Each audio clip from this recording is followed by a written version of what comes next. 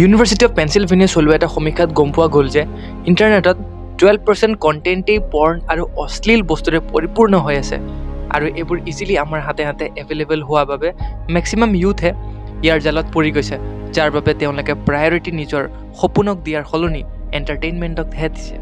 আমাৰ ব্ৰেইনৰ প্ৰগ্ৰামিং এনেকুৱা হৈছে যে আমি কি কৰিব লাগে তাতহে ফ'কাছ কৰোঁ আৰু কৰিব নলগীয়াখিনি ইগন'ৰ কৰোঁ। কল্পনাৰ পৃথিৱীখনত ইমানেই বুৰ যাওঁ যে চাৰিওদিশে কি হৈছে কি নাই চাবলৈ পাহৰিয়ে যাওঁ আৰু বহুত ইম্পৰ্টেণ্ট কামবোৰক আমি আওকাণ কৰোঁ, যিবোৰ কামে আমাক শিখৰলৈ লৈ যাব আৰু বিলিয়নাৰ বনাব। আহক সেইবোৰ ভুলৰ ওপৰত চকু দি সমাধানৰ পথ বিচাৰোঁ, যিবোৰ ভুলৰ কাৰণে আজিৰ ইউথ আগবাঢ়িবলৈ অসুবিধাৰ সন্মুখীন হৈছে। Hello' future billionaires, welcome to Victory Empire, য'ত আমি একগোট হৈছোঁ ইনস্পায়াৰ হ'বলৈ আৰু আমাৰ জীৱনত হৈ থকা 7 মিষ্টেক্সৰ শুধৰণি কৰিবলৈ। নম্বৰ 1, আই ন' এভৰিথিং। যিদৰে আমি ডাঙৰ হৈ আহোঁ আৰু বয়স হৈ আহে, আমি ভাবোঁ যে আৰু জ্ঞান ল'বলৈ কোনো দৰকাৰ নাই, যিমানখিনি আছে সিমানখিনিৰেই চলি যাম। কোনোবাই শিকালেও আমি ইউজলেছ বুলি ভাবোঁ আৰু আওকাণ কৰোঁ। আজি ইউথৰ সেইটোৱেতো ডাঙৰ ভুল।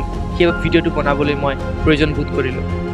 780 কোটি মানুহ, 7,717টা ভাষাৰে পৰিপূৰ্ণ পৃথিৱীখনত আমি নজনা ঢেৰ কথা আছে আৰু আমাতকৈ বেছি কথা জনা মানুহে সৰহ আছে। গতিকে এডভাইচ লোৱা মানুহৰ দাবী ধমকি একচেপ্ট কৰি ল'ব লাগে, কোনো আৰ্গিউ নকৰাকৈ, আৰু নেগেটিভিটিৰ মাজতো শিকিবলগীয়া কি আছে ফাইণ্ড আউট কৰি নিজৰ জীৱনত ইমপ্লিমেণ্ট কৰিলে আপোনাক মিলিয়নাৰ হোৱাৰ পৰা কোনেও ৰখাব নোৱাৰে। আজি আমি যিমান বিলিয়নাৰসকলৰ নাম শুনিছোঁ, গুগলৰ founder Sergey Brin and Larry Page, Berkshire Hathaway chairman investor Warren Buffett, Indian billionaire Gautam Adani, Shiv Nadar ইত্যাদি সকলোৱে ইমান ৰিচ স্বত্তেও এডভাইজাৰসকলৰ পৰা এডভাইচ লয়, কাষ্টমাৰৰ ফিডবেক লয়, এণ্ড মষ্ট ইম্পৰ্টেণ্টলি নিজকে ডেভেলপ কৰিবলৈ বুকছ পঢ়ে। I know' everything, I don't need your advice. এইবোৰ আপোনাৰ বাবে প্ৰয়োজন হ'বগৈ পাৰে যদিহে আজি আপোনাৰ এটিটিউড চেঞ্জ নকৰে। Number 3, attract to opposite gender. Almost 90% of the people 40 ইয়াৰ্ছৰ পিছতে হিউজ ছাকচেছ এচিভ কৰে, কাৰণ সেইটো বয়সলৈকে ছেক্সুৱেল এট্ৰেকশ্যন বা অপজিট জেণ্ডাৰৰ প্ৰতি থকা ভোক নাইকিয়া হৈ যায় বুলি এটা সমীক্ষাত গম পোৱা গ'ল। আপুনি জানিলে আচৰিত হ'ব যে আমি আমাৰ জীৱনৰ 13 বছৰে মোবাইল ব্যৱহাৰ কৰিয়েই কটাই দিওঁ আৰু বেছিভাগ সময়ত আমি পৰ্ণ ৱেবছাইট ছাৰ্ফিং কৰি, উধাই মুধাই ইউটিউবত এটাৰ পিছত আনটো ভিডিঅ' চাই আৰু ফেচবুক ইনষ্টাগ্ৰামত আনৰ জীৱনৰ ছবিবোৰ চাই নিজৰ মূল্যৱান সময়খিনিক পাৰ কৰি দিওঁ। ফিল্টাৰ লগাই আৰু মেকআপ কৰি এট্ৰেক্টিভ দেখুওৱা ছোৱালীবোৰৰ ফটো চাই চাই ইমানেই আসক্ত হৈ গৈছে যে আমাৰ ইউথ ৰিয়েলিটি আৰু ফেণ্টাচি ৱৰ্ল্ডৰ মাজত ডিফাৰেঞ্চ দেখিব পৰা নাই। চব ছোৱালীকে ল'ৰাবোৰে পৰ্ণষ্টাৰ হিচাপে চাবলৈ লৈছে আৰু তেওঁলোকক চালেই অসৎ হিচাপে ভাবিবলৈ লৈছে, যাৰ ফলত সমাজত ৰেপ কেছৰ সংখ্যা ক্ৰমান্বয়ে বৃদ্ধি পাইছে আৰু ডিষ্ট্ৰেক্ট হোৱাৰ ফলত নিবনুৱাৰ সন্মুখীন হ'বলগীয়া হৈছে। Number 3, misbehaving with parents. আমাক আমাৰ মা দেউতাৰ বাহিৰে কোনেও ভালকৈ নাজানে, not even our partners or friends.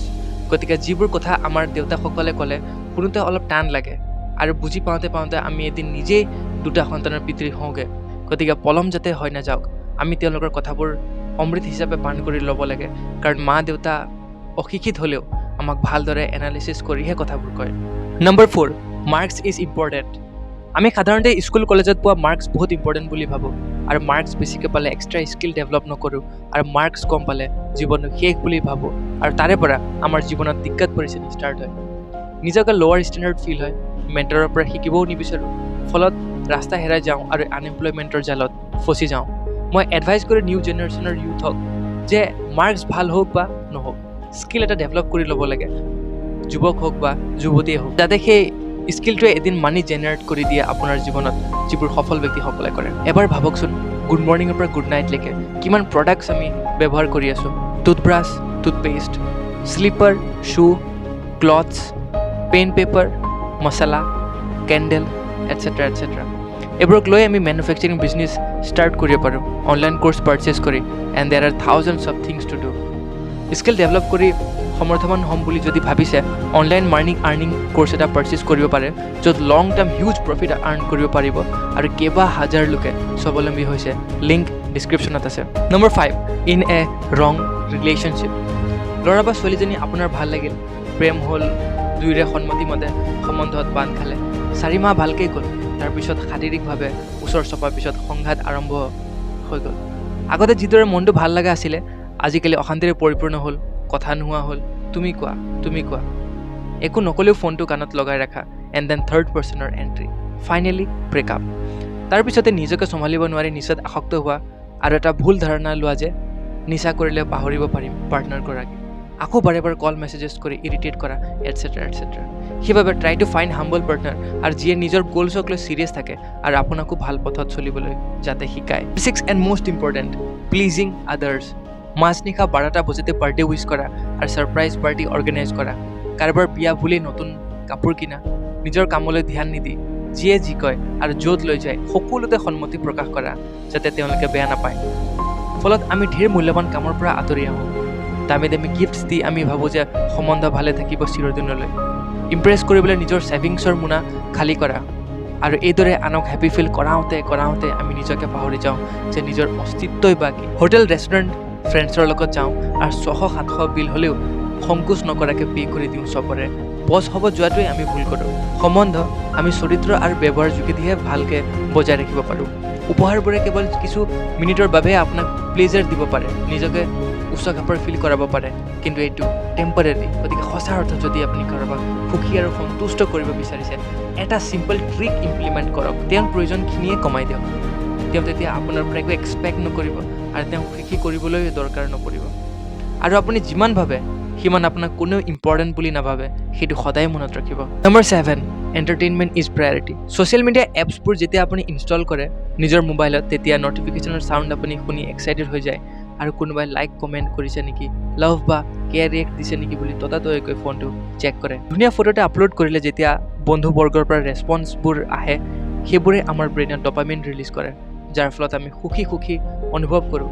It's like a drugs. আপুনি আসক্ত হৈ পৰে ইউটিউবৰ ভিডিঅ'জবোৰ চাই ৰঙীন ইনষ্টাগ্ৰামৰ ৰিলছ এণ্ড শ্বৰ্টছ স্ক্ৰল কৰি। কিন্তু আপুনি জানেনে যে এইটো এটা ডিজিজ, এটা বেমাৰ যি আপোনাক পেৰালাইজ কৰিবলৈ এনাফ আছে। বেছি সময় আমি যাতে ছ'চিয়েল মিডিয়া এপছবোৰত স্পেণ্ড কৰোঁ, সেইবাবে এইবোৰ প্লেটফৰ্ম ডিজাইন কৰা হৈছে আৰু এংগেজ হৈ থাকিবলৈ ন'টিফিকেশ্যনবোৰ আমালৈ প্ৰেৰণ কৰা হয়। আজিৰ ইউথক 24/7 এণ্টাৰটেইনমেণ্ট লাগে। ফ্ৰেণ্ডছৰ লগত ফিল্ম চাব যোৱা, ট্ৰিপত যোৱা এণ্ড মেনি মোৰ। মই এইবোৰক বেয়া বুলি কোৱা নাই। ট্ৰেভেলে সঁচাকৈ আমাৰ মন আৰু স্বাস্থ্য ভালে ৰাখে, কিন্তু নিজকে ষ্টেবল কৰাৰ পিছতহে। এনেকুৱা দিন নহওক যাতে আইনা চাওঁতে আপোনাৰ মূৰৰ চুলি আৰু ধুতিৰ চুলি বগা হৈ যায়। গতিকে আজি নিজকে প্ৰশ্ন কৰক, কিবা পাৰ্পজ আছেনে জীৱনত, আৰু যদি নাই, কি কৰিব বিচাৰিছে জীৱনত, আজিয়ে থিৰাং কৰক। আৰু নিজক লৈ যদি আপুনি এতিয়ালৈকে গৌৰৱ অনুভৱ কৰিব পৰা হোৱা নাই, তেন্তে আপুনি এতিয়াও বহুত দূৰ যাবলৈ বাকী আছে। এতিয়ালৈকে স্কিপ নকৰাকৈ যদি আপুনি আমাৰ ভিডিঅ' চাই আছে, তেন্তে নিশ্চয় আপুনি সফল হ'বলৈ চিৰিয়াছ আছে। আৰু এই ভুলবোৰ আপোনাৰ প্ৰিয় বন্ধুজনেও যাতে নকৰক, তাৰ বাবে শ্বেয়াৰ কৰক তেওঁৰ সৈতে।